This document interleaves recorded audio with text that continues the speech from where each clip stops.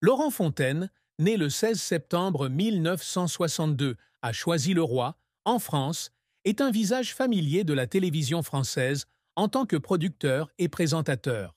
Bien qu'il ait toujours semblé confiant et professionnel, la plus grande tristesse de sa vie fut la mort subite de son frère bien-aimé, Marc Fontaine, dans un accident de la circulation en 1985, alors que Laurent n'avait que 23 ans.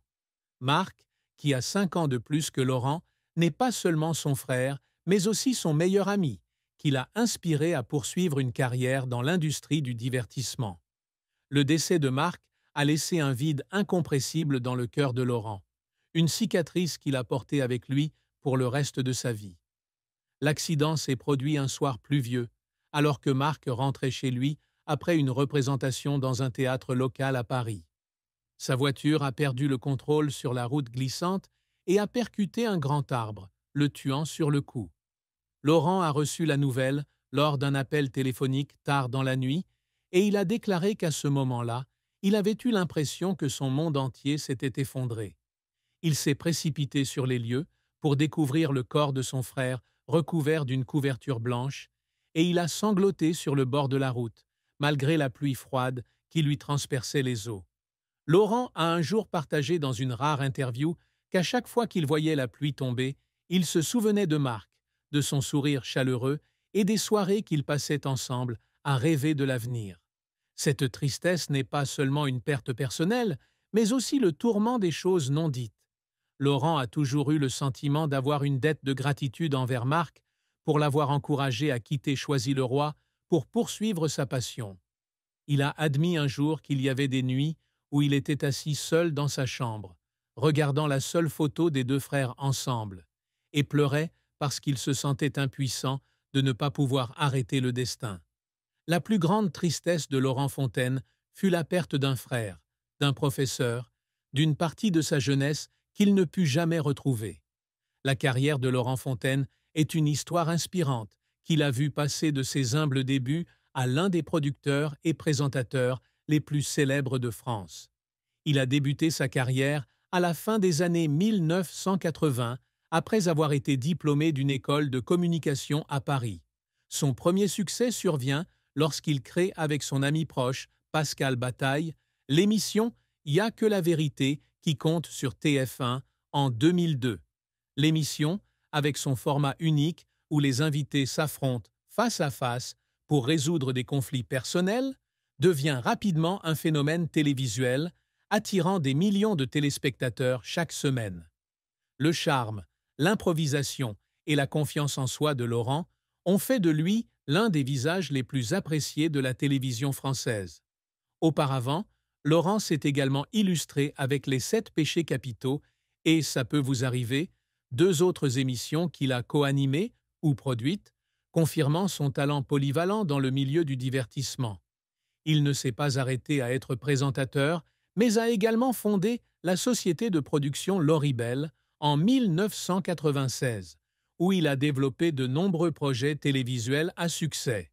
L'une des étapes dont il est le plus fier a été lorsque Y a que la vérité qui compte a reçu le prix de la meilleure émission de télé-réalité lors d'un festival de télévision français en 2004, un témoignage de sa vision créative. Cependant, le parcours professionnel de Laurent n'a pas toujours été rose. À ses débuts, il a connu un échec cuisant lorsqu'un programme pilote qu'il avait produit en 1990, Les Voix de la nuit, a été annulé après seulement 3 épisodes parce qu'il n'avait pas réussi à attirer le public. Cet échec le plonge dans une crise financière et émotionnelle au point qu'il fond en larmes dans son petit bureau, se demandant s'il doit abandonner son rêve de télévision. Mais Laurent n'a pas baissé les bras. Il a continué à chercher des opportunités, travaillant jour et nuit pour améliorer ses compétences et établir des relations dans l'industrie. Un autre échec survient en 2010, lorsqu'il tente avec Pascal Bataille de relancer Y a que la vérité qui compte sur une autre chaîne, mais sans parvenir à reproduire son succès précédent.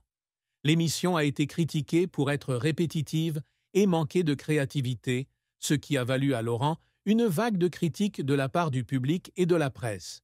Il a dit un jour qu'il avait pleuré dans sa voiture après une conférence de presse stressante, sentant qu'il avait laissé tomber le public et Pascal, qui avait toujours cru en lui.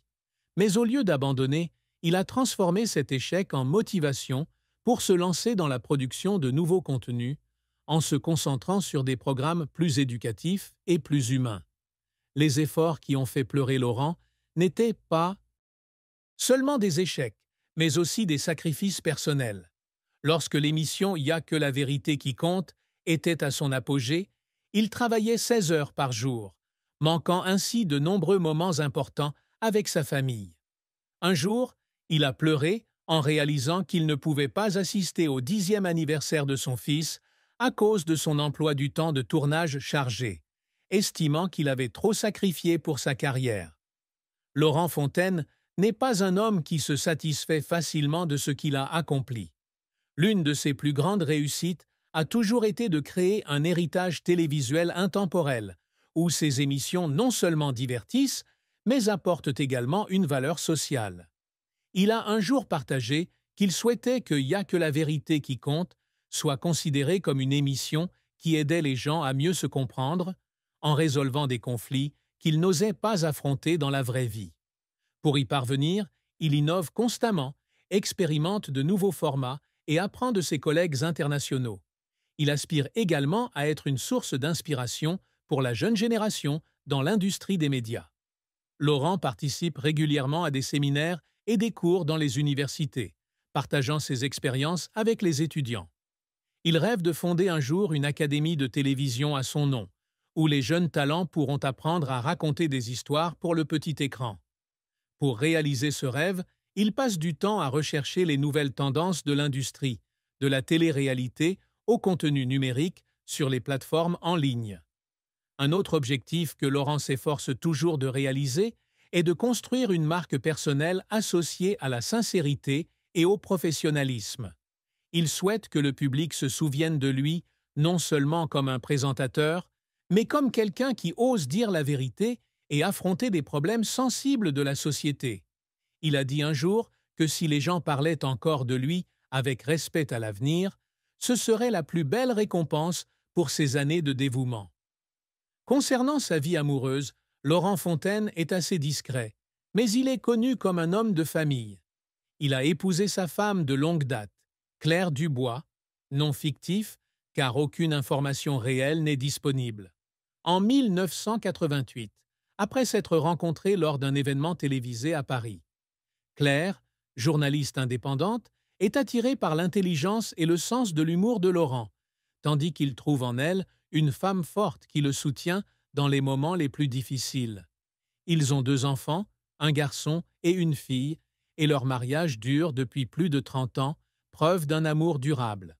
Cependant, le mariage de Laurent n'a pas été sans chagrin.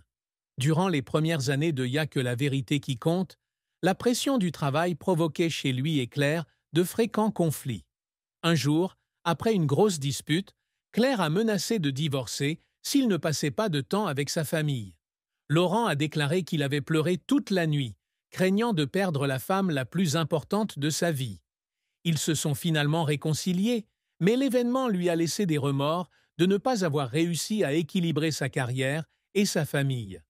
Une autre tragédie s'est produite en 2015, lorsque Claire a reçu un diagnostic de cancer du sein.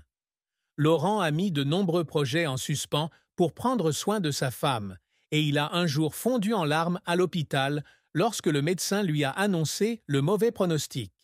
Heureusement, Claire a surmonté la maladie après 2 ans de traitement, mais cette période a été une grande épreuve pour leur amour.